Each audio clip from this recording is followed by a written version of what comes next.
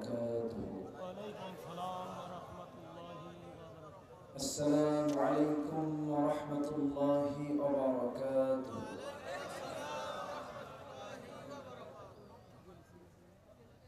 إن الحمد لله الأكرم الذي خلق الإنسان وكرمه وعلمه من البيان ما لم يعلم، فسبحان الذي لا يحصى امتنانه باللسان ولا بالقلم. نشهد أن لا إله إلا الله وحده لا شريك له، ونشهد أن سيدنا وحبيبنا ومولانا محمدا عبده ورسوله الذي أرسله بالحق بشيرا ونذيرا وداعيا إلى الله بإذنه وسراجا وقمرا منيرا. فقد قال الله تعالى في كلامه المجيد وفرقانه الحميد: أعوذ بالله من الشيطان الرجيم. بسم الله الرحمن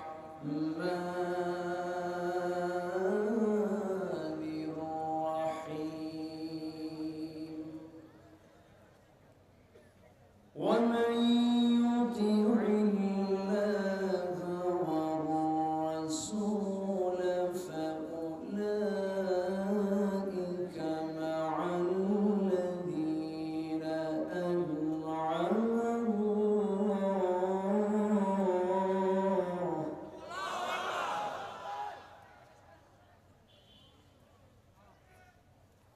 الذين أنعم الله عليهم من النبيين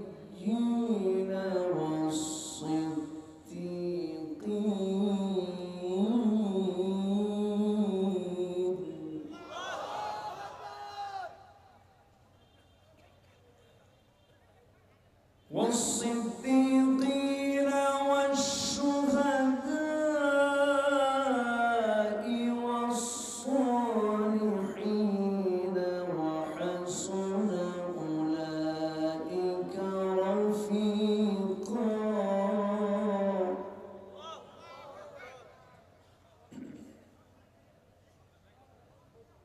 ذلك الفضل من الله،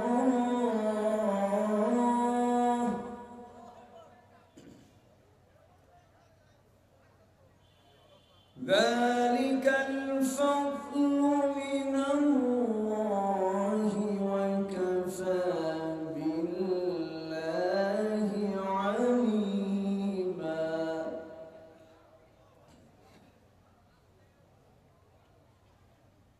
الله أكبر.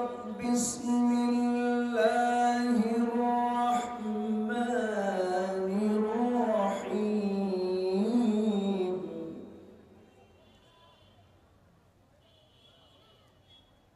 إن الله وملائكته يصلون على النبي.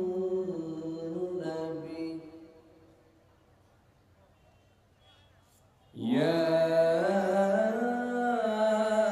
أيها الذين آمنوا صلوا عليه وسلموا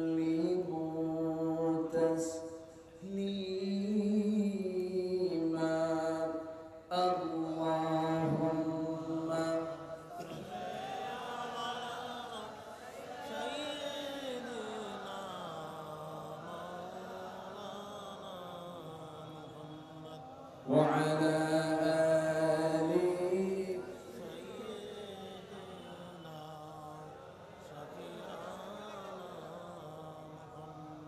একটু মোহাম্মদ দিয়ে নবীর প্রেমে মাতোয়ারা হয়ে জবান খুলে উচ্চ আওয়াজে সবাই বলুন আল্লাহুম্মা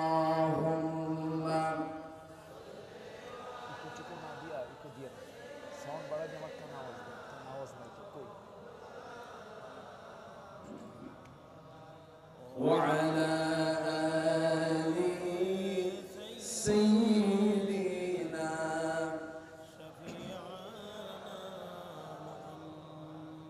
সবাই বলুন بلغ العلا بكماله كشف التجى بجماله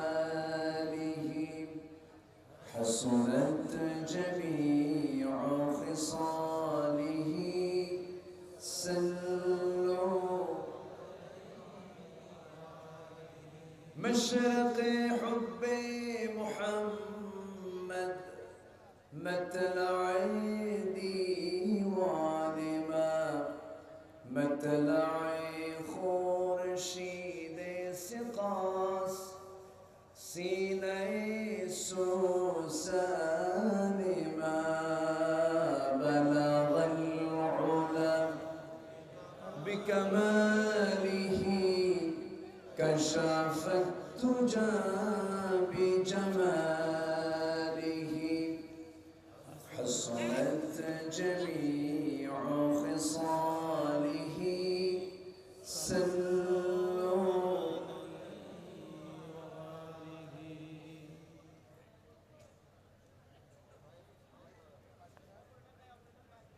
এই এই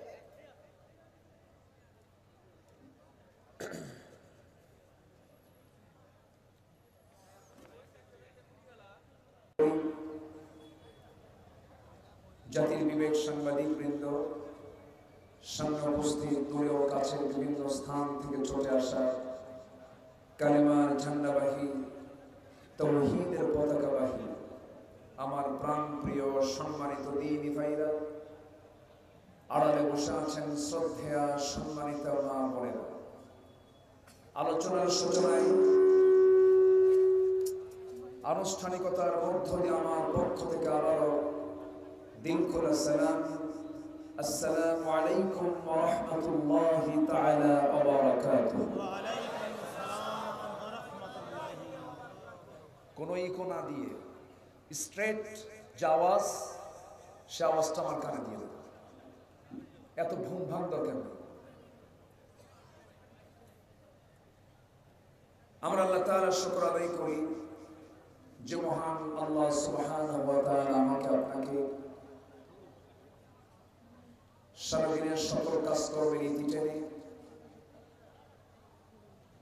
আমরা যে সময় ধীরে ধীরে বাড়ির দিকে ফিরবো, বিছানায় গা লাগাবো, ঠিক সেই মুহূর্তে আমরা বসে আছি কোরআনের টানে ঠান্ডা মাটিতে। কি যেন এক আকর্ষণে আমরা বসেছি,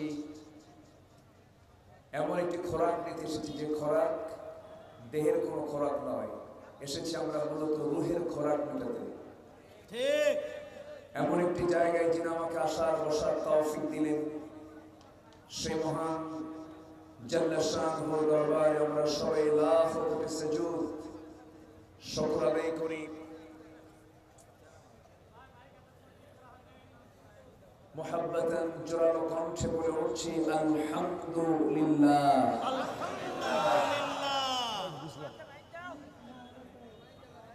মাইকের কোনো আওয়াজ আমি বুঝতেছি না, আমার আওয়াজ আমি বুঝি না।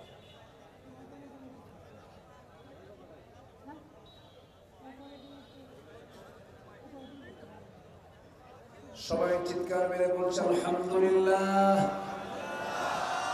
সবাই বলছে আল্লাহুম্মা ইন্নী আসআলুকা আল হুদা ওয়াত তুকা ওয়াল আফাফা ওয়াল গিনা। সবাই বলি আল্লাহুম্মা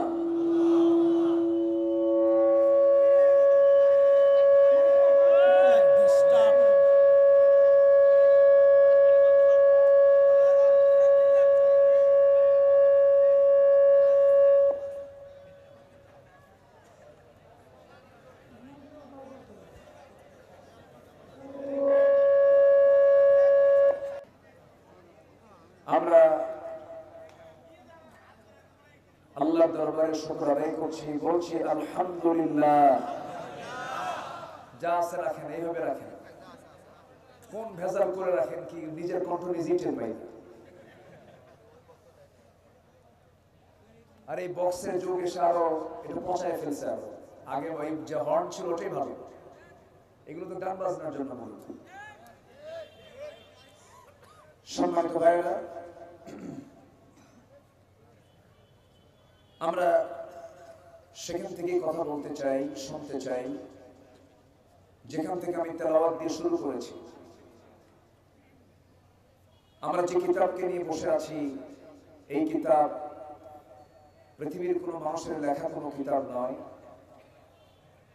পৃথিবীর কোনো গ্রন্থাগারের গ্রন্থ এটা নয়, যা আল্লাহ পাক আসমান থেকে নাজিল করেছেন প্রয়োজনের পরিপ্রেক্ষিতে পূর্বের সমস্ত কিতাবের সত্যতা প্রমাণকারী হিসাবে, যা আজ থেকে ১৫০০ বছর আগে নাজিল হলেও সকল বিজ্ঞানের সকল কার্যক্রমের দ্বার উন্মুক্ত হয়েছে কোরআনের মধ্য দিয়ে। ঠিক। কোরআন দিয়ে বিজ্ঞান যাচাই হবে না নাকি? কোরআন দিয়ে বিজ্ঞান যাচাই হবে, কিন্তু বিজ্ঞান দিয়ে কোরআন যাচাই হবে না। কারণ সকল জ্ঞানের মূল উৎস হলো আল কোরআন। আল কোরআন। যত জ্ঞান পৃথিবীতে আছে সকল জ্ঞান ধার করে নিয়েছে কোরআন থেকে। ইসলামী শিক্ষা, সাধারণ শিক্ষা বলতে কোনো শিক্ষা নেই, সব ইসলামী শিক্ষা। আলহামদুলিল্লাহ। যারা মেডিকেলে পড়েন ওটা কি ইসলামের বাইরে? যারা বুয়েটে পড়েন তারা কি ইসলামের বাইরে? না, সব ইসলাম। কিন্তু আজকে সাধারণ শিক্ষা এবং ইসলামী শিক্ষা দুটো পার্ট করে ইসলামকে শুধু নেওয়া হয়েছে মুষ্টিমেয় কিছু ইবাদতের মধ্যে সীমিত করে রাখা হয়েছে। নামাজ, রোজা, দান সদকা, মসজিদ, মাদ্রাসা, এর নামই বুঝি ইসলাম না। ইসলাম হচ্ছে এমন একটি জীবন বিধানের নাম যা দিয়ে ক্যান্টনমেন্টও চলে। আসতে বলবেন না, চলে বলেন ঠিক কিনা? যা দিয়ে পার্লামেন্টও চলে, যা দিয়ে সব কিছু চলে। বঙ্গভবন মনে চলে না, আসতে করে চলে কিনা? চলতে পারে কিনা? পারে। সেই ইসলাম, সেই দিন আজকে যেন আমার দেশে এমন একটি অবস্থায় আমরা ইসলামটাকে রেখে দিয়েছি। ইসলাম শুধু ধর্মীয় আনুষ্ঠানিকতা, ইসলাম শুধু মুসলিম কিছু ইবাদতের মধ্যে এটাকে আটকিয়ে রাখা, আর বাকি কাজগুলোকে ইসলামের বাইরে যেমনি ইচ্ছা তেমনি ব্যবহার করা, এটার নাম ইসলাম নয়। ইসলামটাকে মানতে গেলে জীবনের সকল জায়গায় মানার দরকার আছে না নাই? আছে না নাই? আছে। সকল জায়গায় মানতে হবে। আল্লাহ রাব্বুল আলামিন মানুষের জীবনটাকে ঢেলে সাজানোর জন্য মানুষ সৃষ্টি করার আগেই তিনি বিধানটাকে সিলেক্ট করেছেন।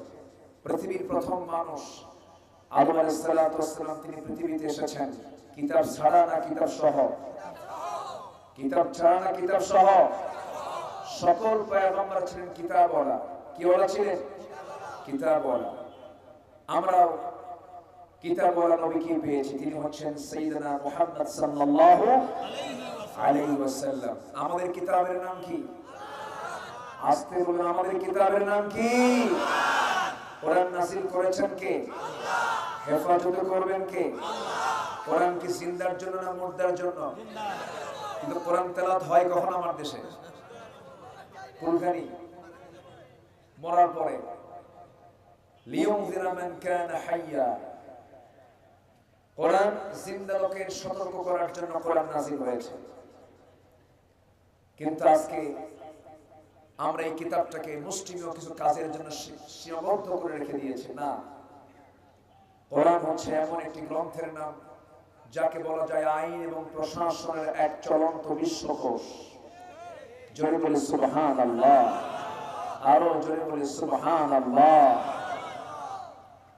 সেই কালামে রব্বানি। আজকে গোটা দুনিয়ার লেটেস্ট আবিষ্কার হচ্ছে কম্পিউটার। এই কম্পিউটারও প্রমাণ করেছে কোরআন পৃথিবীর কোনো মানব রচিত কিতাব হতে পারে না। কেমনে?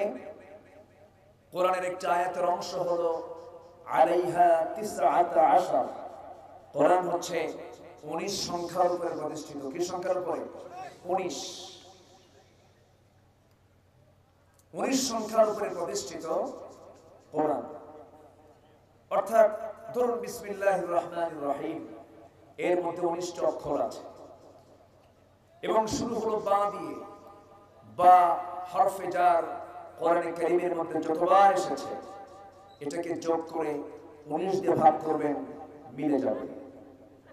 ইসমুন শব্দটা যতবার এসেছে এর যোগফল যোগ করে যোগফলের সাথে 19 দিয়ে ভাগ করবেন, মিলে যাবে। আল্লাহ শব্দ যতবার এসেছে যোগ করে যোগফলের সাথে 19 দিয়ে ভাগ করবেন, মিলে যাবে। আর রহমান যতবার এসেছে যোগ করে যোগফলের সাথে 19 দিয়ে ভাগ করবেন, মিলে যাবে। আর রহিম যতবার এসেছে যোগ করে যোগফলের সাথে 19 দিয়ে ভাগ করলে মিলে যাবে। এইরকম করে সংখ্যা তথ্যে এক অপূর্ব সমন্বয় রেখে কোরআনের মতো কোরআন পৃথিবীর কোনো মানুষ কখনো রচনা করতে পারে না। শেষে সুপার কম্পিউটার বলতে বাধ্য হয়েছে লাইসা হাদা মিন কালামিল বাশার, এটা মানব রচিত কোনো কিতাব নয়, আল্লাহর পক্ষ থেকে নাযিল হওয়া একটা কিতাব।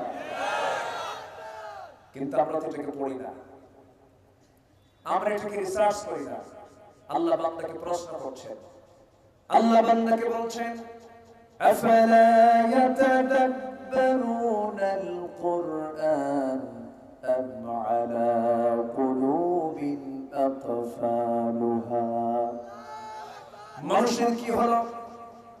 মানুষ কোরআন নিয়ে গবেষণা করে না, না তাদের কলবে তালা মারা আছে, তাদের কলবটা তালাবদ্ধ হয়ে আছে নাকি? আল্লাহ রাব্বুল আলামিন বান্দাকে বহু জায়গায় জানার জন্য, বোঝার জন্য বারবার প্রশ্ন করেছেন, আফালা তাআকিলুন আফালা তুবসিরুন হাল ইয়াস্তাবিল্লাযীনা ইয়ালামুন ওয়াল্লাযীনা লা ইয়ালামুন। তোমাদের কি চোখ নাই, তোমাদের কি জ্ঞান নাই? যারা জানে যারা জানে না কখনো সমান হতে পারে না। কিন্তু যারা জানে তাদের সম্মানটা কি? আল্লাহ রাব্বুল আলামিন সুন্দর করে তাদের সম্মানটাও ফাইন্ড আউট করেছেন। তিনি বলছেন ইন্নামা ইয়াখশাল্লাহা মিন ইবাদিহিল উলামা। বান্দাদের ভিতরে সেই বান্দাই সবচেয়ে আল্লাহকে বেশি ভয় করতে পারে যারা নাকি জানে, যারা নাকি আলেম উলামা, তারাই সবচেয়ে বেশি ভয় করে কাকে? আল্লাহকে। আস্তে বলবেন না, কাকে ভয় করে? আল্লাহকে ভয় করে। আলেমের সম্মান কে দিয়েছেন? আল্লাহ। আস্তে বলবেন না, কে দিয়েছেন? আল্লাহ। এবং রাসূল নিজেই বলেছেন আল উলামাউ ওয়ারাসাতুল আম্বিয়া, আলেমরা হচ্ছে নবীদের ওয়ারিস, নবীদের যোগ্য উত্তরসূরি। জোরে বলে সুবহানাল্লাহ। কিন্তু আজকে আফসোস লাগে, সে আলেমের ভুল ধরার জন্য রাস্তার নর্তকী সামনে নিচে দাঁড়ায়। আস্তে বলবেন না, জোরে বলুন ঠিক কিনা? অত্যন্ত পরিতাপের বিষয়টার জন্য আমরাও দায়ী। আমাদেরও কিছু ব্যর্থতা আছে না নাই? আস্তে বলবেন না, আছে না নাই? আমাদেরও ব্যর্থতা আছে। সম্মানিত ভাইরা, সম্মানিত বন্ধুগণ, আমি যেখান থেকে তেলাওয়াত করেছি, তেলাওয়াতকৃত আয়াতের ভিতরে আল্লাহ রাব্বুল আলামিন বান্দাকে শুধু একটা আমল করতে বলেছেন। কয়টা আমল? একটা আমল। একটা আমল করবে, তুমি জান্নাতের মধ্যে সঙ্গী পাবে, ওয়া হাসুনা উলাইকা রাফিকা। তুমি এমন সুন্দর বন্ধু পাবে যারা হবে শহীদ, যারা হবে সিদ্দিক, আম্বিয়া কেরাম, সালিহিন, এদের সঙ্গে তোমার বন্ধুত্ব তৈরি হবে। জোরে বলে সুবহানাল্লাহ। সে একটি কাজ হলো, আমরা আনুগত্য করব কার? আল্লাহ। আস্তে বলবেন না, কার? আল্লাহ। জীবনের এক জায়গায় না সব জায়গায়? আস্তে বলবেন, এক জায়গায় না সব জায়গায়? নামাজে যদি সেজদা কেউ 3 বার দেয়, নামাজ হবে? হবে না। সেজদা দিতে হবে কয়বার? এক সেজদায় মানে একবার গিয়ে কয়বার? 2 বার। যদি কেউ 3 বার দেয় হবে? রুকু কয়বার? যদি কেউ একসঙ্গে 2 বার দেয় হবে? হবে না। হুকুমটা কার? আস্তে বলবেন না, কার? আল্লাহ পাক। নামাজের ভিতরে যেমন 2 রাকাতকে কেউ 3 রাকাত করতে পারে না, নামাজের ভিতরে যেমন হুকুমকে কেউ অমান্য করে অন্য কোন স্টাইলে পড়তে পারে না, ঠিক তেমনি জীবনের চলাচলে সকল কার্যক্রমে সকল কাজের তালিকায় আমরা যখন কাজ চালিয়ে যাব, সেই সময় আমাকে আনুগত্য করে যেতে হবে কার? আল্লাহ পাকের। আমার বন্ধুগণ, একটি আমল বান্দাকে জান্নাতে নিয়ে যাবে, সেটা হলো আনুগত্য। আনুগত্য আগে ঠিক করতে হবে।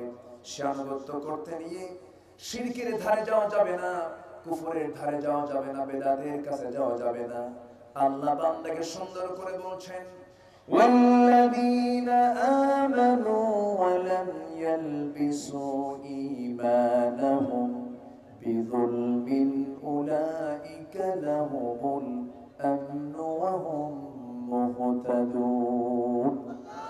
ঈমান যারা আনবে এবং যাদের জীবনে শিরকের লেবাসে যারা নিজেকে জড়িয়ে নেবে না, শিরকিন আউযুল মিনাই শিরকিন, জুলুম যেটা সেটাই শিরক। শিরকের দ্বারা যারা আচ্ছাদন করবে না নিজের জীবনটাকে, আল্লাহ বলছেন এই সমস্ত বান্দা আমার নিরাপত্তা পাবে। এই সমস্ত বান্দাই তারা হেদায়েত প্রাপ্ত হবে। জোরে বলে সুবহানাল্লাহ। আমার ভাইরা, এই চেহারা কারোর সামনে নত করা যাবে না, এই চেহারা কারোর সামনে নুয়ে দেওয়া যাবে না, আমার এই মস্তক কারোর সামনে সেজদা দেওয়া যাবে না। আমার দেশে মাজার পূজা আছে না নাই? কবর পূজা আছে না নাই? অন্ধ আনুগত্য আছে না নাই? আমার দেশে আমার দরবার আছে, যে দরবারের মুরিদরা পীর যা বলেন তাই শুনতে তারা বাধ্য হন। শুধু বাধ্যই হন না, তারা মনে করেন এটা না মানলে পরে ঈমানই থাকবে না। আছে না নাই? আছে। অন্ধ আনুগত্য করা যাবে না, আনুগত্য করতে হবে। কিন্তু আনুগত্যের একটি সীমা আল্লাহ রাব্বুল আলামিন সুন্দর করে জানিয়ে দিয়েছেন। আরেক জায়গায় এই আয়াতের পরিপূরক আল্লাহ রাব্বুল আলামিন আরেকটা আয়াত দিচ্ছেন। আল্লাহ রাব্বুল আলামিন বলছেন, ইয়া আইয়ুহাল্লাযীনা আমানু আতিউল্লাহা ওয়া আতিউর রাসূল ওয়া উলিল আমরি মিনকুম ফাইন তানাযা'তুম ফি শাইইন ফারুদ্দুহু ইলাল্লাহি ওয়ার রাসূল ইন কুনতুম তু'মিনুনা বিল্লাহি ওয়াল ইয়াউমিল আখির যালিকা খায়রুন ওয়া আহসানু তা'ওয়িলা। আল্লাহু আকবার। ঈমানদারেরা, তোমরা এক নম্বর আনুগত্য করবে কার? আরো জোরে কার? নাম্বার 2 হলো রাসূলের, নাম্বার 3 হলো তোমাদের মধ্যে যারা নেতা, তোমাদের মধ্যে যারা আমির, তোমাদের মধ্যে যারা লিডার, সেই লিডার হতে হলে নামাজি হতে হবে না বেনামাজি হতে হবে। আস্তে বলুন, নামাজি না বেনামাজি? নামাজি নেতা হতে হবে, ইসলামী দলের নেতা হবে, ইসলামের দলের নেতৃত্ব নিতে হবে, এই জাতীয় নেতার নেতৃত্ব মানতে হবে। তবে সেই নেতৃত্ব মানতে গিয়ে যদি কোনো সমস্যা হয়ে যায়, যদি কোনো তোমার নেতার ভিতরে ইসলাম বিরোধী কোনো কার্যকলাপ যদি তুমি হতে দেখো, তুমি তাকে সংশোধন করবে। তাও যদি না হয়, ফাইন তানাযা'তুম ফি শাইইন ফারুদ্দুহু ইলাল্লাহি ওয়ার রাসূল, সেই সময় তুমি ফিরে যাবে দুজনের দিকে, আল্লাহ এবং তার রাসূলের দিকে। ঠিক কিনা? কিন্তু অন্ধ আনুগত্য করা যাবে না। আমার দেশে কিছু কিছু দরবারে এমন ঘোষণাও আছে, বলতেছে যে আমাদের পীর সাহেব হাশরের ময়দানে জাহাজ একটা আনবেন। আছে না নাই? জাহাজ আনবেন, সেই জাহাজে মুরিদরা সব উঠবে, পীর সাহেব সেই জাহাজের পাল হাল তুলে একটানে জান্নাত পার করে জাহান্নামে নিয়ে যাবে।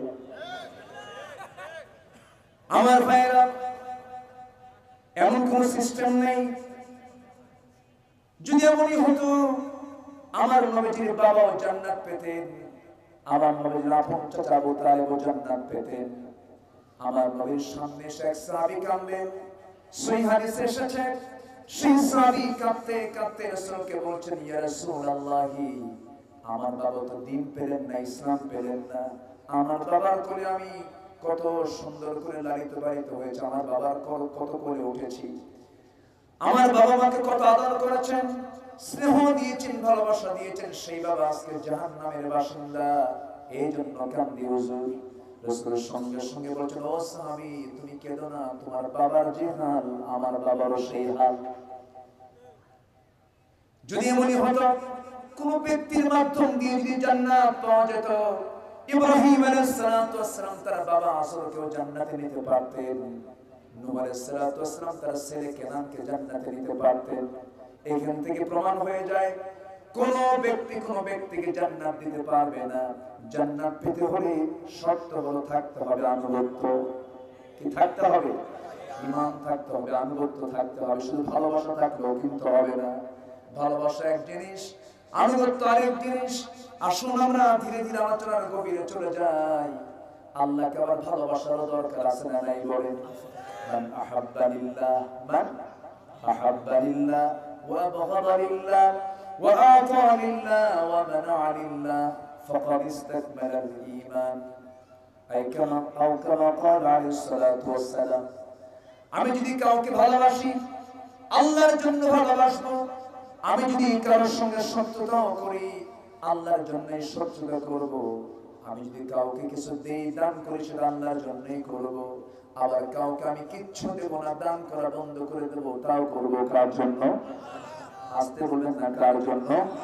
ভালোবাসবো কার জন্য?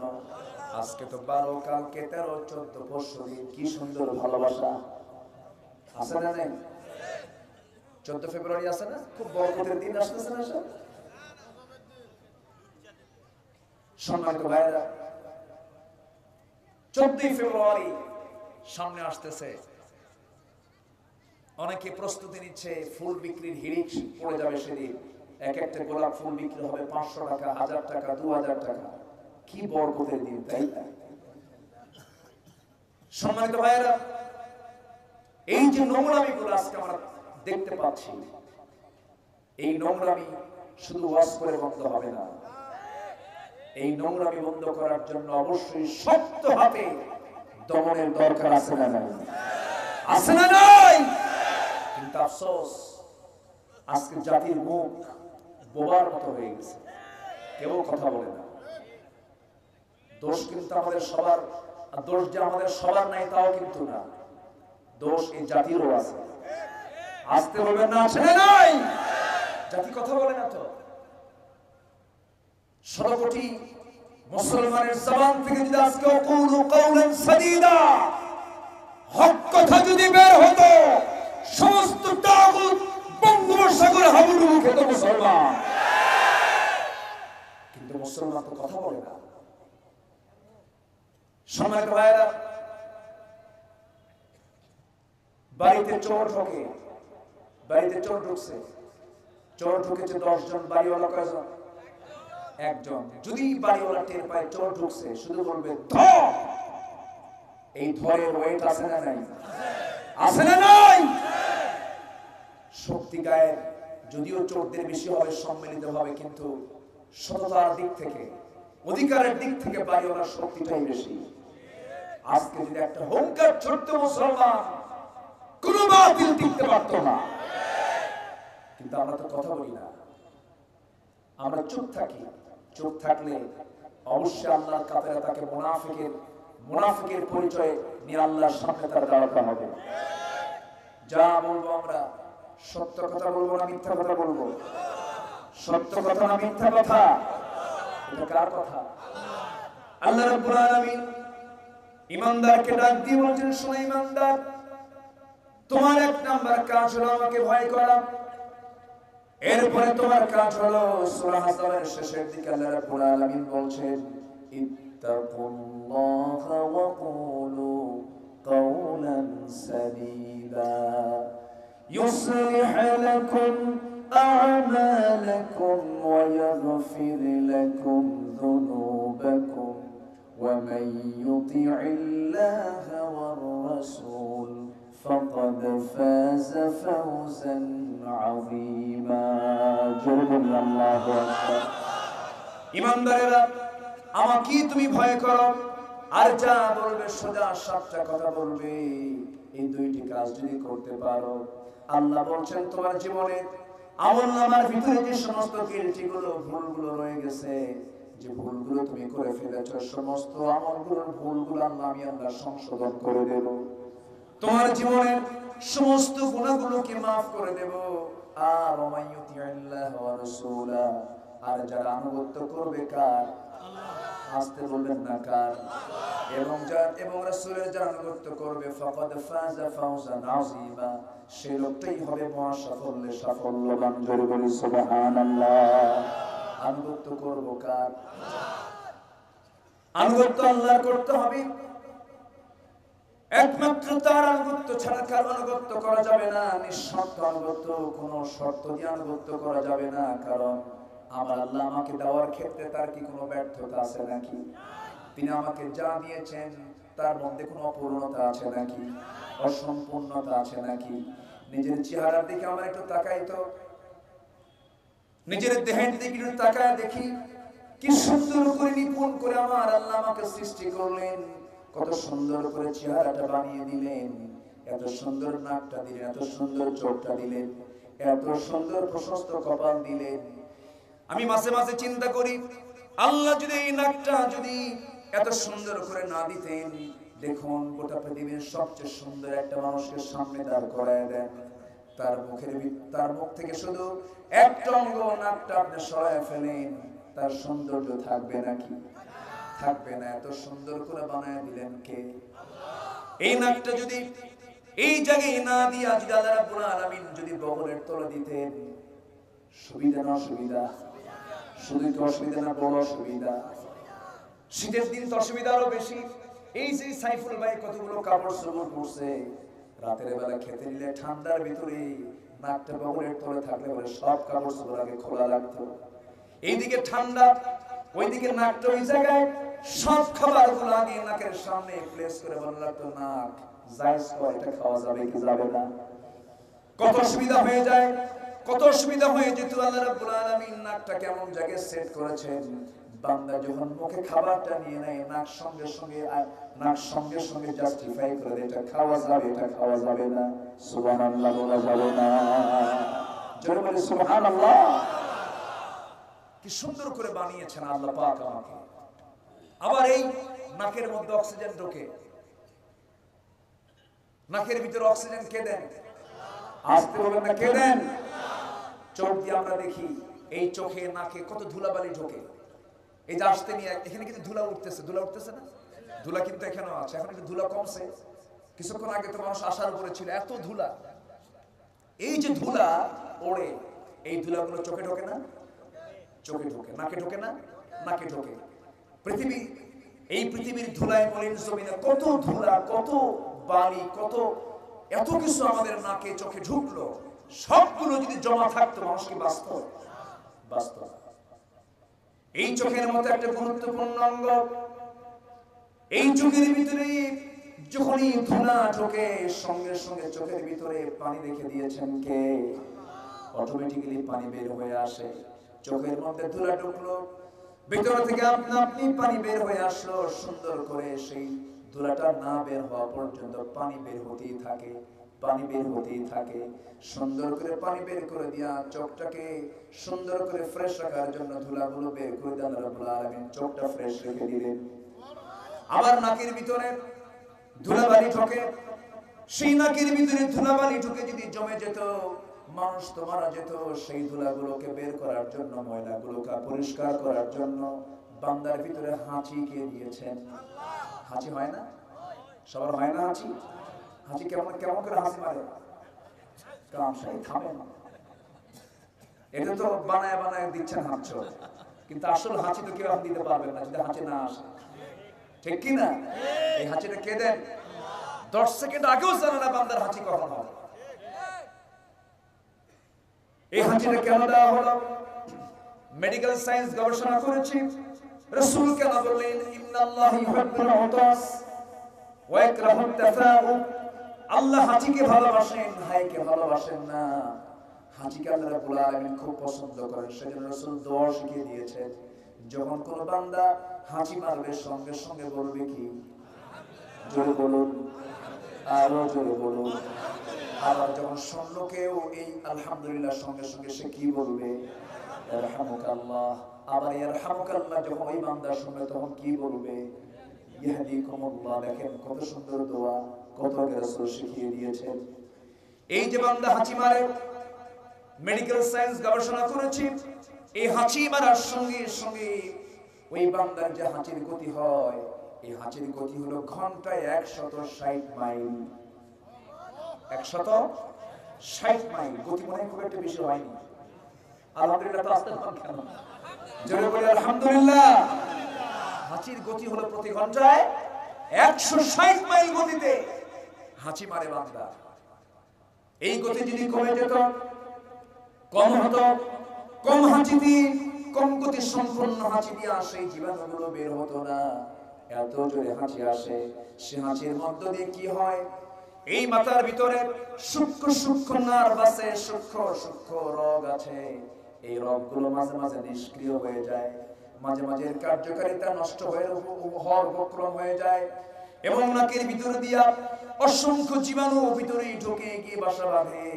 সেই জীবাণুগুলোকে বের করার জন্য মহান রব্বুল আলামিন বান্দাকে হাঁচি দিয়েছেন। প্রতি হাঁচিতে 3 থেকে 4 হাজার জীবাণু বান্দার শরীর থেকে আল্লাহ পাক বের করে বান্দাকে জীবাণু মুক্ত রেখে দেন।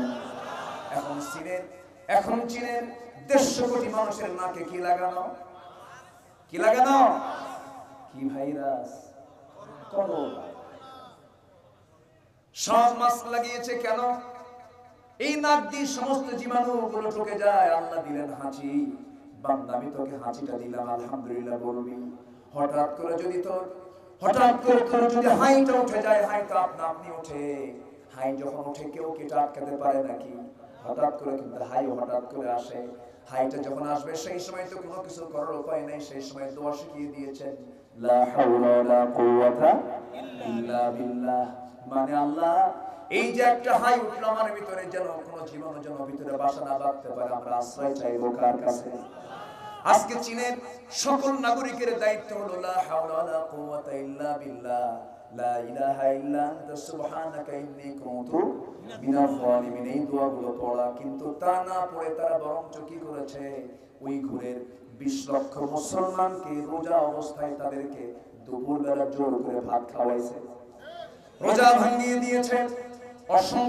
অসংখ্য মহিলা নারী যারা বোরকা পরেছে, বোরকার নেকাব হিজাব টেনে ছিঁড়েছে। আল্লাহ বললেন, ও চীনের মানুষেরা, আমার আনুগত্যশীল বান্দাদের তোরা হিজাব নিকাব টেনে ছিঁড়েছিস, আমি তোদের এমন একটা রোগ দিলাম, নিকাব ছাড়া তোরা আর বের হতে পারবি না। একেবারে ফরজ নিকাব দিয়ে দিছে, লাগা নিকাব। ঠিক কি না? আল্লাহর আইনে রহমত আছে না নাই? আল্লাহর বিধানে রহমত আছে না নাই? কষ্ট হচ্ছে আপনাদের? আলোচনা চালিয়ে যাই। আজকে আমার মাইকটা ফেভারিট হয়নি, যাই যেভাবে আছে আমরা শুনি, বলি আলহামদুলিল্লাহ। জোরে বলি আলহামদুলিল্লাহ। আমি তো খুবই খুশি, ফজর পর্যন্ত হোক। উনি আমাকে আগে টাইম দিয়ে দিলেন, খুব ভালো। ঠিক আছে, ফজর পর্যন্ত জানাজা সহ নাকি? এত সুন্দর মানুষ, বলি আলহামদুলিল্লাহ। কাহালুর মানুষ কাহিল হয় না। অত্যন্ত আপনারা যা করেছেন গোটা দেশবাসী তা করতে পারে না, বলি আলহামদুলিল্লাহ। এত দখল হলো, এটা দখল হয়নি না, তাই না? এটা দখল হয়নি। জোরে বলি আলহামদুলিল্লাহ, জোরে বলি আলহামদুলিল্লাহ। আমরা এমন সুন্দর রাষ্ট্র দেশ পেয়েছি, কত সুন্দর দেশ, সোনার বাংলা, সোনার দেশ, দিনের কাজ রাতি শেষ।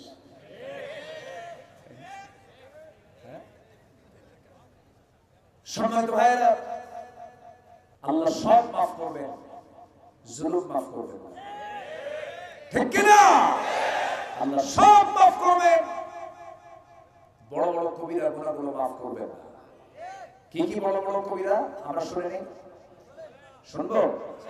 জোরে বলি ইনশাআল্লাহ। কবিরা গুনাহগুলো কি কি? এর তো সংখ্যা অনেক হবে, তবে 3টা শ্রেণীতে বিভক্ত কবিরা গুনাহ। আল্লাহ রাব্বুল আলামিন সুন্দর করে বলছেন, ইন তাজতানিবু কাবাইরা মা তুনহাউনা আনহু নুকাফির আনকুম সাইয়্যাতিকুম ওয়া নুদখিলকুম মুদখালান। তোমরা যদি বড় বড় গুনাহ থেকে নিজেকে গুটিয়ে রাখো, নিজেকে পরহেজে রাখো। বড় বড় গুনাহকে তিন ভাগে ভাগ করা যায়। একটা হলো জুলুম, এক নাম্বার কি জুলুম, নাম্বার 2 হলো ফুসুক, নাম্বার 3 হলো ফুজুর। এক নাম্বার হলো জুলুম। বিশাল লম্বা ব্যাখ্যা ওইদিকে যাব কখন। আমি যে সাবজেক্টের উপর উঠেছি সেই বিষয়ে আজকে কথা বলতে চাচ্ছি ইনশাআল্লাহ। সাবজেক্ট হলো নেতৃত্ব মেনে নেওয়া, আনুগত্য গ্রহণ করে নেওয়া। আনুগত্য মানব কার? নেতৃত্ব মানব মুহাম্মদ সাল্লাল্লাহু আলাইহি ওয়াসাল্লামের। আমার বন্ধুগণ, বড় বড় গুনার ভিতরে তিনটা ক্লাস। একটা হলো জুলুম, নাম্বার 2 হলো ফুসুক, নাম্বার 3 হলো ফুজুর। এক নাম্বার হলো জুলুম। জুলুমের রূপক অর্থ সবার জানা আছে, বাহ্যিক অর্থ সবার জানা আছে। জুলুম তো তাকেই বলে যেটা যে জায়গায় রাখা দরকার সেটা সেই জায়গায় না রেখে অন্য কোথাও রাখা, অর্থাৎ একজনের কাজ আরেকজন করা লুকোচুরি করিয়া। আছে না ভাই বলুন? আমরা তেমন একটা সময় পেয়েছিলাম, এমন একটা সময় আমরা পার করি। সেই সময় আমরা ছিলাম, একসাথেই ছিলাম না? উনিও ছিলেন যেখানে, আমিও ছিলাম সেখানে। বুঝতেছেন কি আপনারা? মাঝে মাঝে একটু যাওয়া দরকার। আমি ওটার নাম দিয়েছি মাদ্রাসা ইউসুফিয়া। মাদ্রাসা ইউসুফিয়া মানে সিজন। সেই মাদ্রাসায় ছিলেন ইউসুফ আলাইহিস সালাতু ওয়াস সালাম। এট ফার্স্ট তিনি ছিলেন, তিনি শুরু করেছেন। ইউসুফ আলাইহিস সালাতু ওয়াস সালাম দীর্ঘ 10 বছর উনি জেল খাটলেন। ওনাকে বলা হলো আপনি কেন জেলে? কেন নিজেও জানি না। কথা কি বোঝা গেল? এরকম লোক এখন আছে না নাই? আসতে বলুন না, আছে না নাই? সম্মানিত ভাইরা, জোয়ার ভাটা দুটো কিন্তু পাশাপাশি শব্দ, তাই না? জোয়ার আছে যেখানে, ভাটা আছে সেখানে। জোয়ার যখন দেখতেছি আমরা, ভাটা তো হবে একদিন, হবে কি না? আমার কত বর্ষ মাহফিল ছিল নোয়াখালীর হাতিয়া। নোয়াখালীর হাতিয়া একটা দ্বীপ, চতুর্দিকে পানি, তখন জোয়ার ভাটা হয়। তো দেখি একটা, ওই ভাটার সময় আমি আসতেছিলাম, দেখি একটা বড় মাছ ভাটায় আটকা পড়ে গেছে, আর নড়াচড়া করতে পারতেছে না। পানি মানে ভাটার ঠেলায় দ্রুত চলে গেছে, মাছটা আটকা পড়ে বেচারা, বুঝেন নাই? পানি তো নাই, ও তো আর গায়ের জোর নেই। একদিন ভাটায় পড়বে, জোর পাবা না, ঠিক কিনা? জোর পাবা না। জোয়ার আসে, সাথে ভাটাও আসে। এই জন্য জোয়ারে নিজের গাকে একেবারে ভাববেন না আমি নিশ্চিন্তে ছেড়ে দিলাম, আমার গা ভাসায় দিচ্ছি। একদিন ভাটায় গাটা আটকা পড়বে, জনগণ কিন্তু ছাড়বে না। এই জন্য জুলুম করা যাবে না, জুলুম করা যাবে না। জুলুম হচ্ছে, এটা এমন একটা অপরাধ, আল্লাহ পাক জুলুমকে মাফ করবেন না। কথা কি বোঝা গেল? জুলুম মানে হচ্ছে আল্লাহর হক, কোন হককে নষ্ট করে ফেলা, হককে চুরমার করে ফেলা। যেরকম আল্লাহর হক আছে না নাই, বান্দার হক আছে না নাই, পিতামাতার হক আছে না নাই, এই সমস্ত হক যারা নষ্ট করবে তারা কখনো জান্নাত পাবে না। এরকম হক নষ্ট করা লোক আমার দেশে তো নাই বললেই চলে। আসতে বলবেন না, আছে না নাই? হাজার হাজার হাজার হাজার হাজার হাজার হলে তো আমরা বেঁচেই যেতাম। আমার ভাইয়েরা, জুলুম দিয়া হয়তো আপনি মনে করতেছেন জুলুম দিয়ে আমি সবকিছু জোর করে রাজত্ব দখল করে রাখবো। আমার বন্ধুগণ, জোর করে রাজত্ব টিকে রাখা যেতে পারে, কিন্তু জোর করে মানুষের মন জয় করা যেতে পারে না। মনের রাজত্ব যারা জয় করবে তারাই হলো সবচেয়ে বড় রাজা। মনের রাজত্ব যার দখল হয়েছে সে হচ্ছে বড় রাজ্যের অধিপতি, সেই প্রকৃত রাজা। যেমন করে ওমর ফারুক রাদিয়াল্লাহু তাআলা আনহু, তিনি একদিকে ছিলেন অর্ধ দুনিয়ার তিনি শাসনকর্তা, আবার প্রতিটি মানুষের হৃদয়ে তিনি মনের রাজ্য তিনি দখল করে নিয়েছিলেন। মনের রাজ্য দখল করতে হবে। মনের রাজ্য দখল করার কারণেই তো ওমর ফারুক যখন রাস্তায় বের হতেন, তার ডানে বামে কারো থাকা লাগতো না, তার সামনে পিছনে কারো থাকা লাগতো না। ছোট্ট একটা লাঠি নিয়ে তিনি চলতেন, একাকী, রাতের বেলাও চলতেন, দিনের বেলাও চলতেন। বিদেশ সফরে যাওয়ার সময় বেশি কিছু লোক তার লাগতো না, মাত্র একটা বৃত্তকে নিয়ে যেতেন, উটের পিঠে চড়তেন। বৃত্ত একবার চড়ে, উটের পিঠে একবার ওমর ফারুক চড়ে। আরে জোরে বলে সুবহানাল্লাহ। অর্ধ দুনিয়া চালিয়েছেন, কাউকে পরোয়া করেন নাই, কাউকে ভয় করেন নাই, কারণ তারা মনের ভিতরে মানুষের মনের রাজ্য তারা দখল করেছিলেন, মানুষের মনকে জয় করেছেন। এই জন্য তাদের কোনো প্রলোভন লাগে নাই। কিন্তু আজকে যত বড় নেতা তত বড় প্রলোভন, সামনে 20 জন, পিছনে 20 জন, ডানে 20 জন, বামে 20 জন, আবার এদিক ওদিক ফাসল তাকায় দেখো তো কেউ হামলা করলো নাকি? ভয় আছে না নাই? ভয় আছে না নাই? এই ভয়টা কেন? এই ভয়টা মূল কারণ হলো অবশ্যই ভিতরে সৎ সাহসের অভাব। কি অভাব আছে? সম্মানিত ভাইরা, সম্মানিত বন্ধুগণ, জুলুমের ধারে পাশে আমরা যাব না, জোরে বলি ইনশাআল্লাহ। জুলুমের নিকটে আমরা যাব না, জোরে বলি ইনশাআল্লাহ। কারো কোনো হক আমরা নষ্ট করব না, জোরে বলি ইনশাআল্লাহ। আমার নবীজি একদিন বসে বসে সাহাবায়ে কেরামকে নিয়ে বিভিন্ন কথাবার্তা বলছিলেন। রাসূল তো কথা বলতেন সংক্ষিপ্ত, কিন্তু একটা কথার অনেক ব্যাখ্যা হয়ে যেত, জোরে বলি সুবহানাল্লাহ। রাসূলের নামাজ ছিল লম্বা, কথা ছিল শর্ট। কথা ছিল শর্ট আর নামাজ ছিল কি লম্বা। আর আজকে কি ওয়াজ হলো লম্বা, নামাজ শর্ট। নামাজ এত শর্ট, ওরে বাপ রে বাপ, 2 রাকাত নামাজ পড়তে 1 মিনিট সময় লাগে। এরকম লোক আছে না? নামাজটাকে লম্বা করতে হবে। আমরা কথা বলবো কম, কথা যতটুকু বলবো মেপে বলবো, কারণ ইমানদারের যতগুলো গুণ আছে এর মধ্যে শ্রেষ্ঠ গুণ হলো ওয়াল্লাযীনা হুম আনিল লাযবি মু'রিদুন। আল্লাহ এই সমস্ত বান্দাকে জান্নাতের মালিক বানায় দিবেন যারা অনর্থক কথা মুখ থেকে বের করে না, বেহুদা কথা মুখ থেকে বের করে না। আজকে আমার দেশের বহু আলোচক আছে এমন বাক্য উচ্চারণ করে যা মূর্খের মুখ থেকে বের হয় না। আছে না নাই? মুখরোচক কথা সব ক্ষেত্রে বলা যাবে না। কোরআন নিয়ে বসে আমার দেশে কিছু কিছু আলোচক আছে না নাই? তার নামে বান্দারা কলা খাইছে ইন্দুরে। একটা আছে হলো সিলেটের ওইদিকে, উনি বাপ রে বাপ, মানে জিকিরের ঠাড়ে পায়জামা নাই। আছে না নাই? বসেন বসেন, আছে না? কত যে ভাগকে আমার দেশে আমরা দেখি। এগুলোর তো কোনো লোকমা নাই। লোকমা যদি পাওয়া যেত তাহলে তো একটাও মঠে ময়দানে থাকতো না, ঠিক কি না? এগুলোর জন্য তো কোনো লোকমা টোকমা নাই। সম্মানিত ভাইরা, সম্মানিত বন্ধুগণ, আমার নবীজি একদিন কথা বলছিলেন, সামনে কিছু সাহাবী বসে। রাসূল বলেন, সাহাবীরা আমি একটা ইতিহাস শুনেন। সাহাবী বলেন, ইয়া রাসূলুল্লাহ আপনি শোনান। রাসূল যখন কথা বলতেন সাহাবায়ে কেরাম ভয়ে ভয়ে থাকতেন, সবাই ভীত সন্ত্রস্ত থাকতেন। কারণ ওমর ফারুকের সামনে যখন একটা আয়াত নাযিল হলো, লা তারফাউ আসওয়াতাকুম ফাওকা সাওতিন নবী, এই আয়াত নাযিলের পর থেকে ওমর ফারুকের কথা এত আস্তে হতো নবীর সামনে, রাসূল বলতেন, ওমর তুমি কি বললে আমি শুনিনি, আবার বলো। রিপিট করে তাকে শুনতে হতো। এত আস্তে কথা বলতেন ওমর ফারুক রাদিয়াল্লাহু তাআলা আনহু। জোরে বলে সুবহানাল্লাহ।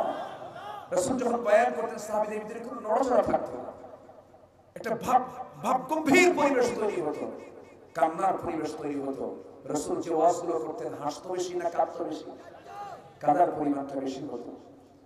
আমার নবীজি একদিন কথা বলছিলেন, সাহাবায়ে কেরাম সামনে বসা। রাসূল বললেন, সাহাবীরা আমি তোমাদেরকে আজকে এমন একটি ইতিহাস শোনাবো যার মধ্যে তোমাদের জন্য 3টা শিক্ষা আছে। কয়টা শিক্ষা বলেন? 3টা শিক্ষা আছে। সাহাবীরা বললেন, ইয়া রাসূলুল্লাহ আপনি বলুন আমরা শুনি। রাসূল বললেন, শোনো। বনী ইসরাঈলদের যুগে কোন এক সফরে 3 যুবক তারা একসঙ্গে বের হয়েছিল। প্রচন্ড ঝড় শুরু হয়ে গেল। ঝড়ের কবলে তারা পড়ল। কোথায় যাবে তারা? আশ্রয় নেবে তারা কোথায়? সামনে একটা পাহাড় পেল, পাহাড়ের গুহার মধ্যে তারা আশ্রয় নিল। প্রচন্ড পাহাড়িয়া ঢল যখন নামলো, সেই পাহাড়িয়া ঢলে সেই গুহার মুখে একটা পাথর এসে পড়লো। বড় ওজনের পাথর যখন এসে পড়লো, আটকা পড়ে গেল তারা এই গুহার ভিতরে। পাথর নড়ে না, তাদেরও বের হওয়া হচ্ছে না। নিশ্চিত তারা মৃত্যুর মুখোমুখি হয়ে পড়েছে। তিনজনের দিকে তাকায়, ভীত চেহারা, ভীত সন্ত্রস্ত চেহারা নিয়ে। সবশেষ তারা মনে মনে চিন্তা করলো, বুঝতে পেরেছি এই বিপদ থেকে কেউ বাঁচাবেন না। বাঁচাবেন কে?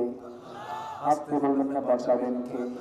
যখন বান্দার পিঠ দেয়ালে ঠেকে যায় তখন সাহায্য কার ওয়াজিব হয়? আল্লাহর ওয়াজিব হয়ে যায়। আল্লাহ সরাসরি মদদ করেন, আল্লাহ সরাসরি সাহায্য করেন।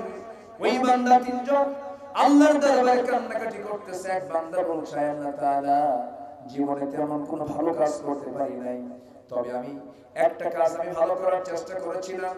ও আল্লাহ সেই শ্রমটা তুমি দেবে কিনা জানি না। কোন এক রাতের আধারে গভীর রাত আমার বাড়িতে আসলাম। বাড়িতে এসে আমার ক্লান্ত শ্রান্ত চেহারা নিয়ে আমার স্ত্রীর সামনে দাঁড়ালাম। স্ত্রী আমার হাতে এক গ্লাস দুধ লাগায় দিল। তোমার ক্লান্ত শরীরটাকে তাজা করার জন্য তুমি এই গ্লাসের দুধটা পান করো। গ্লাসের দুধটা আমি নিলাম। নেওয়ার সঙ্গে সঙ্গে মেয়েটা কাঁদে। মেয়েটা দুধ খাবে, আমি তাকেও দিলাম না। হঠাৎ করে আমার মনে হলো আমার মা তোমার পাশের ঘরে বসে আছেন। আমার মা কি খেয়েছেন জানি না, আমি নিজেও খাই নাই। আমার সন্তান কাঁদে, তাকেও দেই নাই। মার ঘরে গিয়ে মাকে ডাক দিয়ে মাকে তুলে সামনে বললাম, মা তুমি এই গ্লাসের দুধটা তুমি পান করো। আমার মাকে আমি সেই দিন এত প্রাধান্য দিয়েছি আল্লাহ, আমার মেয়েকেও দিন, আমি নিজেও খাইনি, মাকে আমি সবার আগে প্রাধান্য দিয়েছি।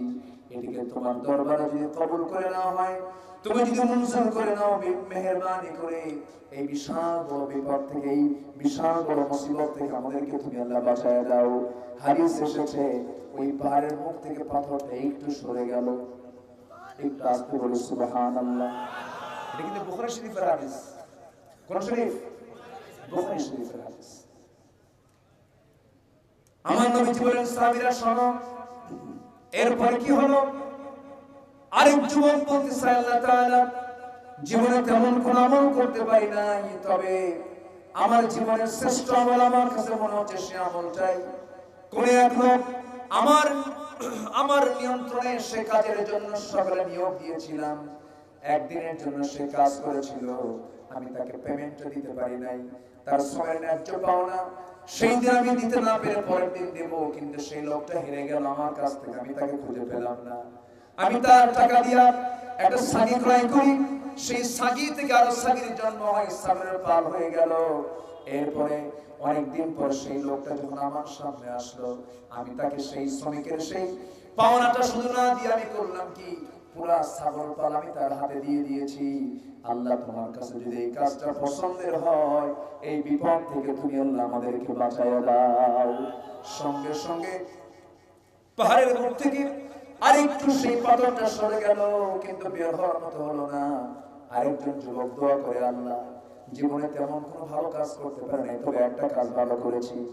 সেই কাজটা হলো, কোন এক রাতের আধারে আমার আপন চাচাতো বোন আমার ঘরের মধ্যে ঢুকেছে, আমরা দুজন মিলে জিনার কাজে লিপ্ত হব। আমি আমার চাচাতো বোনের, সুন্দরী চাচাতো বোনের দুই উরুর মাঝখান পর্যন্ত আমি গিয়েছিলাম। আমি জিনার কাজে লিপ্ত হয়ে যাব।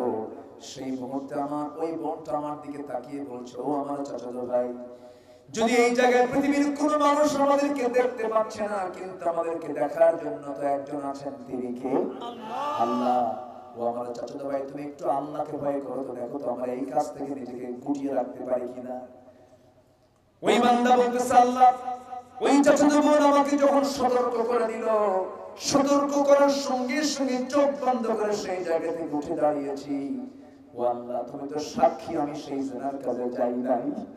আল্লাহ তুমি আমাকে এই বিপদ থেকে বাঁচায় দাও। যদি ওই রাতের ইবাদতটা তোমার দরবারে মঞ্জুর হয়ে থাকে, কিতাবের মধ্যে আসছে, হাদিসে এসেছে, পুরো পাথরটা সরে গেল, তিনজন বান্দা সেই বিপদ থেকে রেহাই পেয়ে গেল। জয় বলো সুবহানাল্লাহ। এখানে কয়টা শিক্ষা বলেন? আসতে বলেন না, কয়টা শিক্ষা? তিনটা শিক্ষা। এক নম্বর শিক্ষা হলো, আমার বন্ধুগণ, এই পৃথিবীতে সবচেয়ে বড় বড় গুনাহের ভিতরে একটি বড় গুনাহ হলো পিতামাতার সঙ্গে নাফরমানি করা। পিতামাতার সঙ্গে খারাপ আচরণ করার মতো সন্তান তো বাংলার জমিনে নেই বললেই চলে। আসতে বলেন কেন? আছে না নেই? কারণ নাই, কারণ আছে। আমার ভাইয়েরা, আমার বন্ধুগণ, নামাজ পড়লাম, রোজা রাখলাম, হজ করলাম, যাকাত দিলাম, একামতে দিনের কাজ করলাম, সব কিছু করলাম। মা যদি নারাজ হয়ে যায়, বাবা যদি নারাজ হয়ে যায়, সবগুলো বৃথা হয়ে যাবে, কোনো কাজে লাগবে না, কোনো উপকারে আসবে না, কোনো কল্যাণে, কোনো আমার এই সমস্ত ইবাদতগুলো কোনো কাজে আসবে না। বাপ মা যদি খুশি না হন, এমনকি বাপ মা যদি মুশরিক হন, অসাহিবুহুমা ফিদ দুনিয়া মারুফা, তবুও তুমি তাদের সঙ্গে খারাপ আচরণ না করে তাদের সঙ্গে সুন্দরভাবে বসবাস করবে, কিন্তু রূঢ় আচরণ করতে পারবে না। পৃথিবীতে কোন সন্তান তার বাপ মার ব্যাপারে ইন্টারফিয়ার করতে পারে না, শক্ত কোনো কথা বলতে পারবে না, হাজারো দোষ করুক না কেন সন্তানের সে অধিকার আল্লাহ দেন নাই। আমার ভাইয়েরা, কিন্তু দুঃখজনক হলো সত্য, আজকে পিতামাতার প্রতি সন্তান কর্তৃক অত্যাচার আছে না নাই? আসতে বলবেন না, আছে না নাই? বাবা রিক্সা চালায়, ছেলে এফজেড হোন্ডা নিয়ে ঘোরে, আছে কিন্তু আছে আছে না নাই? বেয়াদব! তুমি তোমার ফুটানি দেখাও, তোমার আব্বা আম্মা কষ্ট করে, তোমার বাবা রিক্সা চালায়, আর তুমি এফজেড আর পালসার হোন্ডা নিয়ে ঘোরো, তুমি তো বেয়াদব, তুমি মূর্খ, তুমি নাদান, ঠিক কি না? এটা করা যাবে না। সবার আগে সন্তানের দায়িত্ব হলো বাপ মাকে সম্মানের উচ্চাসনে সমাসীন করা। জয় বলি সুবহানাল্লাহ। বাপ মা খুশি, কে খুশি? আসতে বলবেন না, কে খুশি? আল্লাহ খুশি। বাপ মা নারাজ, কে নারাজ? আল্লাহ নারাজ। এই বিষয়গুলো আমরা খেয়াল করবো। জয় বলি ইনশাআল্লাহ। ক্যামেরাম্যান কাম সারা, তাড়াতাড়ি সরেন, তাড়াতাড়ি সরেন। শোনো, ক্যামেরা আসে, আপনারা বিরক্ত হন, এরা এত কষ্ট করে আসে, এরা একটু ভিডিও করে, এরা শুধু আপনাকে শোনাচ্ছে তা নয়, এরা গোটা দুনিয়াকে শোনাতে চায়। মাঝে মাঝে আমরাও বিপদে পড়ে যাই। এগুলো দেখলেই তো ভয় লাগে। এখন কার সঙ্গে কোন প্যাঁচ লাগে আল্লাহ ভালো জানে। আমি তাদেরকে নিয়ে আমি প্রায় এখন কথা বলি, মেহেরবানি করে দয়া করে এমন জাতীয় কিছু হেডলাইন করবেন না যার মধ্য দিয়ে একটি বিব্রতকর অবস্থা সৃষ্টি হয়, কি ঠিক কিনা? এই জন্য এটা দ্বীনের স্বার্থে এটা ভাবতে হবে। সম্মানিত ভাইয়েরা, কষ্ট হচ্ছে আপনাদের? আলোচনা চালিয়ে যাব। জোরে বলি ইনশাআল্লাহ, আরো জোরে বলি ইনশাআল্লাহ। আমরা আনুগত্য করবো কার? আসতে বলবেন না কার? এক জায়গায় না সব জায়গায়? আনুগত্যের প্রথম বই প্রকাশ হবে আজান শুনলি কোথায় যাওয়া? আসতে বলবেন কোথায় যাওয়া? আমার দেশে মন্দিরে যাওয়ার মুসলমান আছে না নাই? আছে না নাই? মন্দিরেও কিন্তু যায়, ভাবে যে দুই দিকেই যায়, আছে না নাই? দুই দিকেই যায়, ঢোলও পিটায়, আবার মাথায় টুপিও দেয়, আছে না নাই? মুসলমান মুসলমান দুই দিকে চলবে না, মুসলমান চলবে একদিকে। মুসলমান দুই জবানে কথা বলবে না, মুসলমান কথা বলবে এক জবানে, ঠিক কি না? জীবন যাবে, জিহ্বার পরিবর্তন হবে না, কথার পরিবর্তন হবে না। মুসলমান কথা দুই জায়গায় দুই রকম বলবে না, দুই জায়গায় কয় রকম বলবে? একরকম কথা বলবে। এটা হচ্ছে ইমানদারের কাজ। সম্মানিত ভাইয়েরা, সম্মানিত বন্ধুগণ, আল্লাহর আনুগত্য প্রকাশের এক নাম্বার মাধ্যম হচ্ছে 5 ওয়াক্ত নামাজ। আমরা কেউ ছেড়ে দেব না, রাজি আছেন না? জোরে বলি ইনশাআল্লাহ। নিজের মেয়ে, নিজের ছেলে, নিজের স্ত্রী, নিজের পরিবারের দিকে খোঁজ খবর নেওয়ার দরকার আছে না নাই? রাসূল তার জীবনের প্রথম দাওয়াত দিয়েছেন কাকে? বলুন, বাইরে না ভিতরে? বাইরে না ভিতরে? আগে আমরা দাওয়াত দেব কোথায়? ভিতরে। আগে শাসন করব কাকে? নিজেকে, বিবিকে না, নিজে নাচিকে, বিবিকে না, আগে নিজেকে শাসন করতে হবে। খালি বউকে শাসন করার ইচ্ছা হয় না, কি দিয়ে শাসন করবো? নাচি দিয়া? আগে নিজেকে শাসন করতে হবে। এই যে চোখ কে দিয়েছেন? আসতে বলবেন না, কে দিয়েছেন? চোখ দিয়ে দেখে কে? আল্লাহ দেখে না? আল্লাহ দিয়েছেন চোখ, চোখ দিয়ে দেখে আল্লাহ, আর আমরা বুঝে দেখি না। আল্লাহ দিয়েছেন চোখ, কিন্তু চোখটা দিয়ে দেখে কে? বান্দা দেখে চোখ দিয়ে, কিন্তু আল্লাহ দিয়েছেন চোখ। এই চোখের শাসন কে করবে? আল্লাহ। আল্লাহ শাসন করবে না। আপনি ফেল ফেল করে মেয়ে দিকে চাই থাকবেন, আল্লাহ শাসন করবে না। এই জন্য নিজেকে আগে শাসন করতে হবে। চোখের শাসন আগে করব আমরা। চোখ তো খারাপের দিকে যেতে চায়, চোখ মেয়ে দেখলেই তাকাতে চায়, তাকাতে মন চায় না। সব চুপ করে আছে, মনে হয় সব হাসান বসরি রহমাতুল্লাহ আলাইহি। কি মন চায় কিনা বলেন? পুরুষ যার নাম তার স্বামী। তো নারীর দিকে আকর্ষণ আছে না নাই? না, অনেকে চুপ করে আছে, মনে হয় জান্নাতে ভোট নিবেন না। নারীর প্রতি আকর্ষণ আছে না নাই? থাকতে হবে, না থাকলে জান্নাতে হুরের আকর্ষণ হবে কেমনে? আল্লাহ যে হুরের অফার দিয়ে রাখছেন, এই হুরের অফার দেওয়ার কারণ হচ্ছে দুনিয়াতে সবচেয়ে আকর্ষণীয় জিনিস হচ্ছে নারী। زين للناس حب الشهوات من النساء والبنين والقناطير المقنطرة من الذهب والفضة والخيل المسومة والأنعام والحرث ذلك متاع الحياة الدنيا والله عنده حسن المآب الله أكبر এক নম্বর কাকে রেখেছেন নারীকে নারীর আকর্ষণ আছে না নাই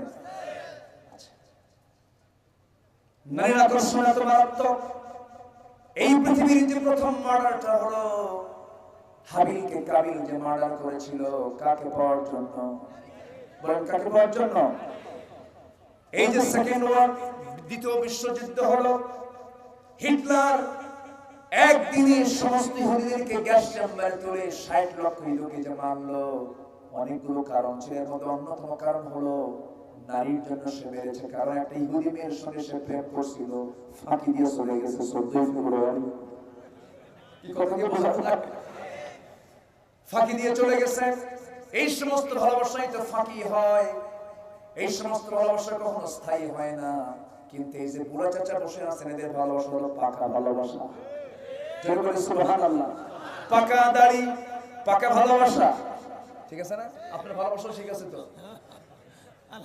আলহামদুলিল্লাহ দেখছেন কি খুব খুশি আমার ভাইরা ইসলাম যে ভালোবাসা দিয়েছে সেটাই পাকা সেটাই মজবুত এর যে বড় মজবুত ভালোবাসা পৃথিবীতে নাই যখন কোনো মানুষ বুড়া হয়ে যায় বুড়ির প্রতি টান কমে না বাড়ে বুড়ির টান বুড়োর উপরে কমে না বাড়ে সেই সময় যৌবন থাকে নাকি যৌবন কিন্তু থাকে না কিন্তু দরদটা বেড়ে যায় মহব্বতটা বেড়ে যায় আমার দাদির কথা আমার মনে আছে আমার দাদা যখন আগে মারা গেলেন আমার দাদি যখন আমি তখন ছোট আমার দাদির চেহারার দিকে তাকালাম 4-5 দিন আমি আমার দাদির সঙ্গে ছিলাম আমার দাদি এত মেধাবী ছিলেন আমার দাদি আল্লাহ তাআলা 99টা নাম আসলিল্লাহিল আসমাইল হুসনা এই 99টি নাম আমি একদিন দাদিকে বললাম দাদি এই নামগুলো তুমি মুখস্থ করবা সবগুলো নাম ধরে আল্লাহকে ডাকবা আল্লাহ তোমার ডাক শুনবে দাদি দেখি 2-1 দিনের মধ্যে মুখস্থ করে ফেলছে বুড়ো মানুষ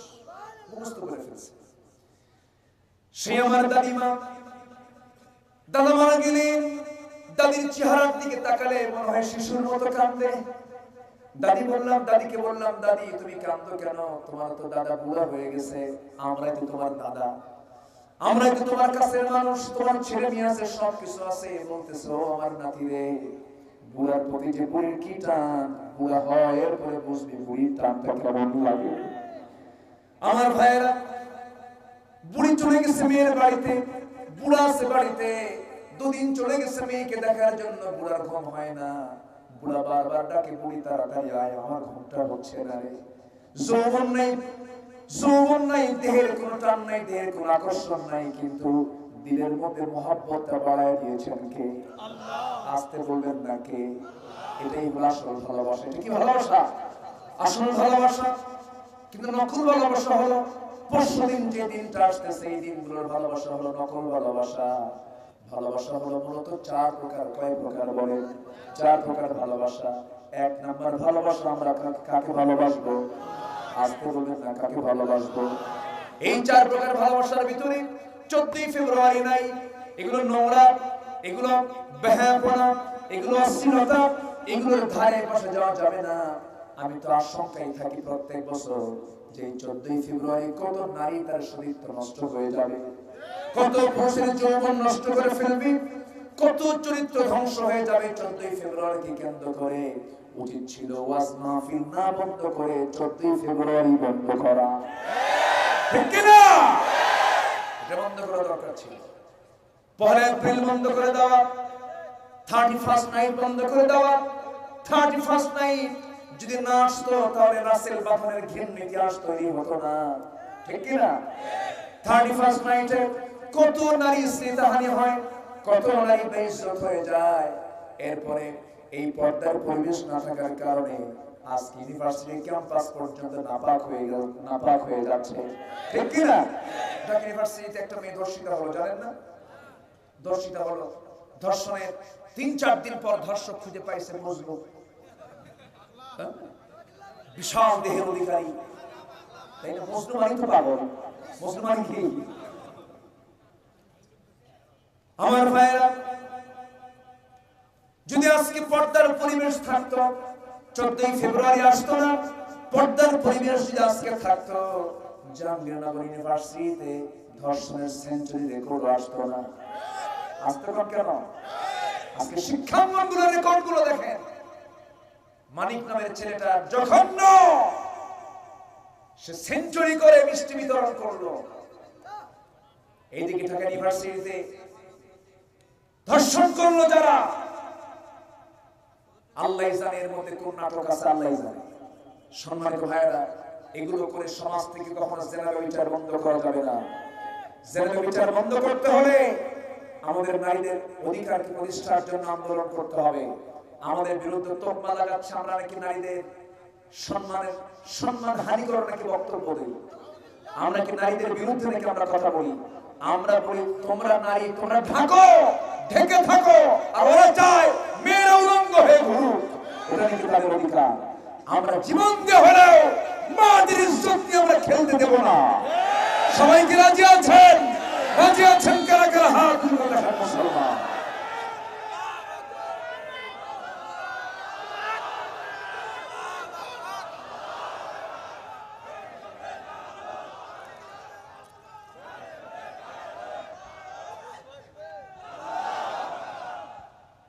আল্লাহ সবার হাতকে কবুল করে নাও।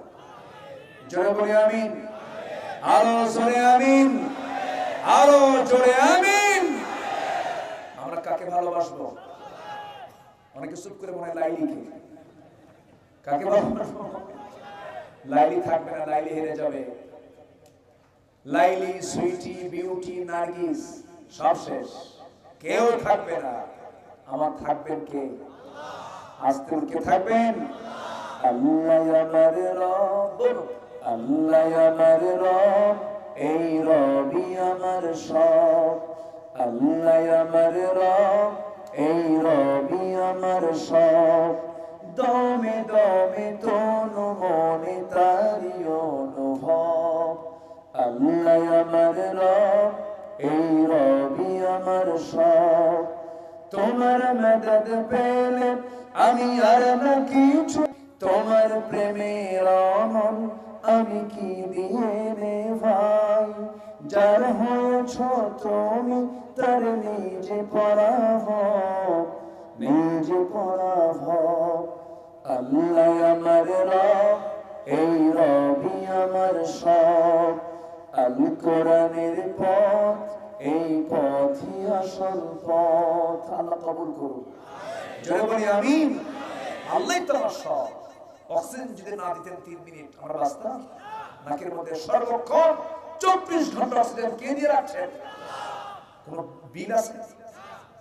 এক সৌদি নাগরিক, এক সৌদি আরবের এক বৃদ্ধ চাচা অসুস্থ হয়ে হসপিটালে ভর্তি হয়েছে। 2 দিন পর তাকে রিলিজ দিয়েছে ডাক্তার। তার হাতে বিল পেপার তার হাতে দিয়েছে। বিলটা দেখে বুড়ো লোকটা কাঁদতেছে। ডাক্তার ভাবতেছে মনে হয় বিলের পরিমাণ দেখে মনে হয় লোকটার টাকার অভাবে জন্য কাঁদতেছে। এখন ডাক্তার বলে, চাচা আপনি কাঁদেন কেন? আপনাকে বিল দিতে হবে না। এত সুন্দর দেশ আরবের দেশ, আলহামদুলিল্লাহ বলেন। সে দেশে কিছু মানবতা আছে। আর আমার দেশের হাসপাতালগুলো হয়ে গেছে হাত পাতেন। আসতে কোন কেন? ঠিক কিনা? ডেলিভারি রোগী কোনো মতো যদি শুধু একবার হসপিটালে ঢোকে জব করে দেবো। এখন তো যারা ডায়াগনস্টিক মালিক তারা তো মনে মনে বলবো ব্যবসা শেষ করে দিবে। বাস্তব কথা বলার দরকার আছে না? নাই ডেলিভারি রোগী। আচ্ছা, মানুষ ছাড়া পৃথিবীতে যত প্রাণী আছে কোন প্রাণীর কি ডেলিভারি লাগে? অপারেশন লাগে? লাগে অপারেশন? সিজার লাগে? তাহলে কোন প্রাণীর যদি সিজার না লাগে মানুষের কেন লাগবে? অবশ্যই এখানে ব্যর্থতা আছে না নাই? অনিয়মতান্ত্রিকতা আছে না নাই? অনিয়মতান্ত্রিকতা আছে। আমি ওদিকে যাবো কখন? অনেক কথা ছিল বিষয়গুলো বলবো বলে যাবো। জয় করি ইনশাআল্লাহ। মেয়েরা দুধ খাওয়ায় না বাচ্চাকে, কেন? ফিটনেস ধরে রাখে। আছে না নাই? ফিটনেস ধরে রাখে। অথচ প্রতিটি স্তনের ভিতরে আল্লাহ পাক 12 লক্ষ সূক্ষ্ম আল্লাহ পাক তার দিয়েছেন, রগ দিয়েছেন। দুধটাকে রক্ত থেকে আল্লাহ পাক ফিল্টারিং করে দুধ আকারে বের করার জন্য 12 লক্ষ রগ রেখেছেন। আল্লাহ পাক স্তনের ভিতরে প্রতিটি স্তনে 12 লক্ষ রগ, সেই রগ থেকে নিঃসরিত হয়ে স্তনের বোটায় এসে মুখে এসে 32টা ছিদ্রের ভিতর দিয়ে সূক্ষ্ম সূক্ষ্ম করে